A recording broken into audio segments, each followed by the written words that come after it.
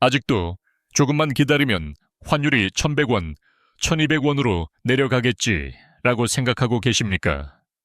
해외여행 갈 때, 자녀에게 유학자금 보낼 때 지금은 너무 비싸니까 나중에 환전해야지 라며 미루고 계신다면 죄송하지만 꿈 깨셔야 합니다.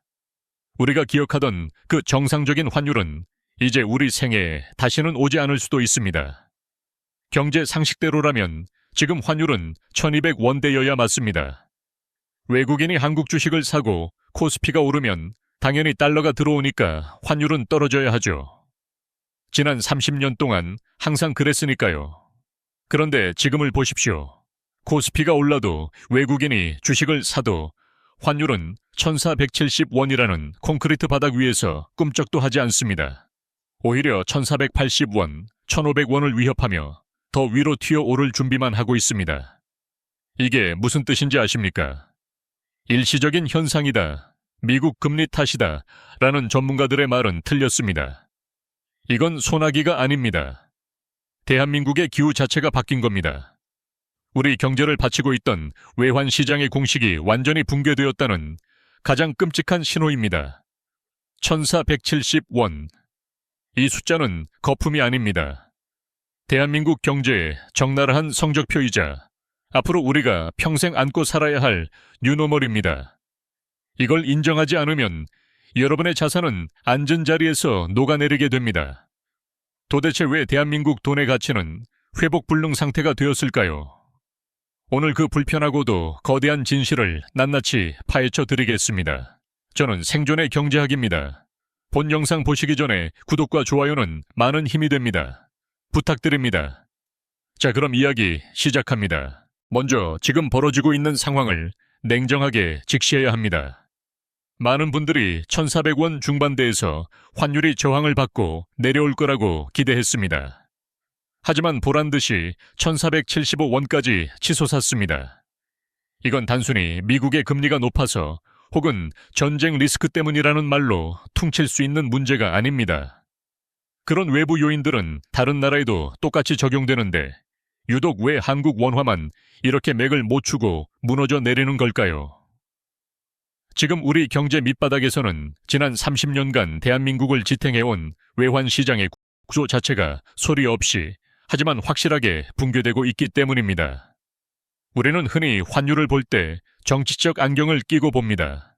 하지만 투자의 세계에서 이것만큼 위험한 착각은 없습니다. 환율은 정치를 모릅니다. 환율은 오직 돈의 흐름과 이익만을 쫓아 움직이는 아주 냉혹한 생물입니다. 지금 전 세계의 돈이 왜 원화를 헌신짝처럼 버리고 달러로만 향하는지 1,475원을 만든 그 구조적인 모순을 낱낱이 해부해 보겠습니다. 금리 역전의 고착화입니다. 돈은 국경이 없습니다. 더 많은 이자를 주는 곳으로 흐르는 게 자본의 본능입니다. 지금 미국의 기준금리는 4%에 육박하는데 한국은 2.5%에 머물러 있습니다. 여러분이 수천억 원을 굴리는 글로벌 투자자라면, 아니 수출 기업의 사장님이라면 어디에 돈을 두시겠습니까? 당연히 미국입니다. 가만히 숨만 쉬고 있어도 이자를 1.5%포인트나 더 주는데 굳이 위험하게 원화로 바꿀 이유가 없습니다. 문제는 이 금리 역전이 일시적인 이벤트가 아니라는 점입니다. 과거 1999년이나 2005년에도 역전은 있었지만 길어야 2년이었습니다. 하지만 이번은 다릅니다. 2022년부터 시작된 금리 역전이 무려 41개월째 이어지고 있습니다. 대한민국 역사상 처음 있는 일입니다. 이제 시장 참여자들은 학습했습니다. 한국은 이제 저성장, 저금리 국가구나. 미국보다 금리를 더 주는 시절은 다시 오지 않는구나. 이 인식이 머릿속에 박히는 순간 원화를 보유할 매력은 영구적으로 사라집니다. 이것이 환율 1,475원을 만든 이유입니다. 우리는 흔히 미국이 돈을 너무 많이 찍어서 인플레이션이 왔다고 생각합니다. 하지만 실제 데이터를 까보면 상황은 정반대입니다. 2022년 1월부터 지금까지 미국의 통화량 M2는 긴축 정책 때문에 고작 3% 늘어나는데 그쳤습니다. 그런데 같은 기간 한국은 어땠을까요? 무려 20.4%나 폭증했습니다. 미국이 돈줄을 쥐고 있을 때 한국은행은 경기 부양을 위해 그리고 부동산 PF가 터지는 것을 막기 위해 미국보다 7배나 더 빠른 속도로 원화를 찍어낸 겁니다. 시장의 달러는 귀해지는데 원화는 넘쳐납니다. 물건이 흔해지면 가격이 떨어지듯 돈도 흔해지면 가치가 떨어집니다. 지금의 1475 원 환율은 외부 탓만 할 게 아니라 우리 스스로 원화 가치를 물타기 하듯 희석시킨 대가를 치르고 있는 셈입니다. 우리를 더 절망하게 만드는 것은 수출 기업들의 변심입니다. 과거에는 환율이 1200원만 넘어도 삼성전자나 현대차 같은 기업들이 야, 지금 바꾸면 이익이다 하면서 벌어둔 달러를 시장에 내다 팔았습니다. 이 거대한 달러 공급이 환율 폭등을 막아주는 안전판 역할을 했죠. 그런데 지금 1475원이 되었는데도 그 안전판이 작동하지 않습니다. 기업들이 달러를 안 풉니다. 왜냐고요? 한국 금리는 낮고 미국 금리는 높으니 그냥 달러로 들고 있는 게 이득이기 때문입니다. 게다가 트럼프 리스크다, 공급망 재편이다 해서 미국에 투자를 해야 하니 달러가 더 필요합니다. 굳이 원화로 바꿨다가 나중에 1,500원에 다시 달러를 사느니 그냥 달러 통장에 쟁여두는 게 합리적인 생존 전략이 된 겁니다. 수출로 먹고 사는 나라에서 수출 기업이 달러를 공급하지 않는 기이한 현상. 이것이 환율 상승에 기름을 붓고 있습니다. 반면에 달러를 사야 하는 수요는 폭발적으로 늘어나고 있습니다. 국민연금을 욕하는 분들도 계시지만 구조적으로 어쩔 수 없습니다. 고령화 시대에 연금을 지급하려면 수익률이 높은 해외 자산을 사야 합니다. 매달 우리 국민들이 내는 보험료의 절반 이상이 외환시장에서 달러를 사들이는 데 쓰입니다. 심지어 앞으로 연금 개혁으로 보험료율이 9%에서 13%로 오르면 달러를 사는 규모는 더 커질 겁니다. 한국 시장에서 가장 큰 손인 연기금이 구조적으로 그리고 영구적으로 달러 매수 세력으로 버티고 있는 한 환율이 과거처럼 1,000원대로 내려가기는 물리적으로 불가능합니다. 상황이 이런데도 정부가 할 수 있는 일은 없습니다. 예전에는 한국은행과 국민연금이 스왑을 통해 은밀하게 환율을 방어했지만 미국 재무부가 경고장을 날렸습니다. 한국, 너네 그거 환율 조작이야. 이제 인위적인 개입이 불가능해졌습니다.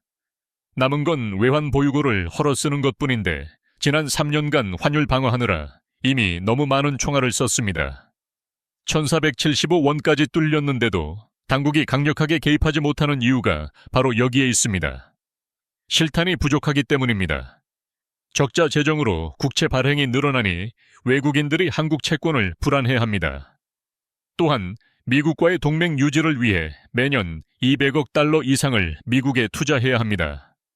경상수지로 벌어들인 달러가 외환 보유고로 차곡차곡 쌓이는 게 아니라 고스란히 미국으로 다시 빠져나가는 구조가 된 겁니다.